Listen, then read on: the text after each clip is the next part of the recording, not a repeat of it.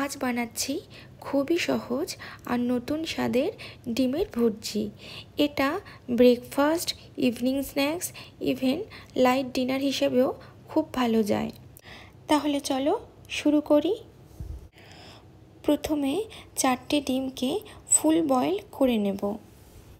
এখানে half boil হলে হবে না, ফুল বয়েলই কিন্তু করতে হবে।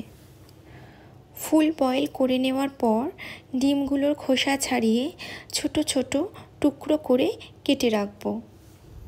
খুব ছোট ছোট কাটবো না, আর বড় বড় তো একেবারেই নয়। আমি যেভাবে কাটছি একদম এভাবেই কেটে নেব।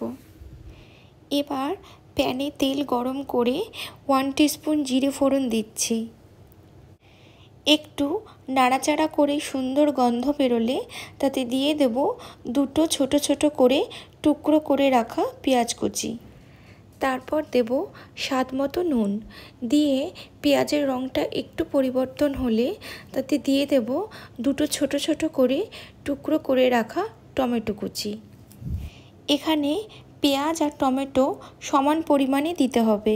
তারপর দিয়ে দেব 2টো চেরা কাঁচা লঙ্কা, হাফ চামচ হলুদ গুঁড়ো ও হাফ চামচ চিনি।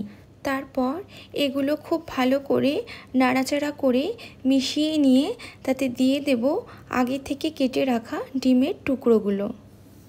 ডিমের টুকরোগুলো খুব ভালো করে নাড়াচাড়া করে পেঁয়াজ ও টমেটোর সাথে মিশিয়ে দিতে হবে। খুব ভালো করে মেশানো হয়ে গেলে তাতে দিয়ে দেব ধনেপাতা কুচি। ব্যাস, ধনেপাতা কুচি দিয়ে নেড়েচেড়ে মিশিয়ে নিলেই রেডি আমাদের আজকের রেসিপি বয়েলড এগ ভুর্জি। এই রেসিপিটাতে পেঁয়াজ ও টমেটো সমান পরিমাণে দেওয়ার জন্য খেতে খুব ভালো হয়, বেশ হালকা হালকা টক মিষ্টি। আর এটা খুব চটজলদি বানানোও হয়ে যায়। তাহলে আজকের রেসিপিটা আপনাদের কেমন লাগলো কমেন্ট সেকশানে অবশ্যই জানাবেন। তাহলে আজকের মতো এইটুকুই। Till then, tata.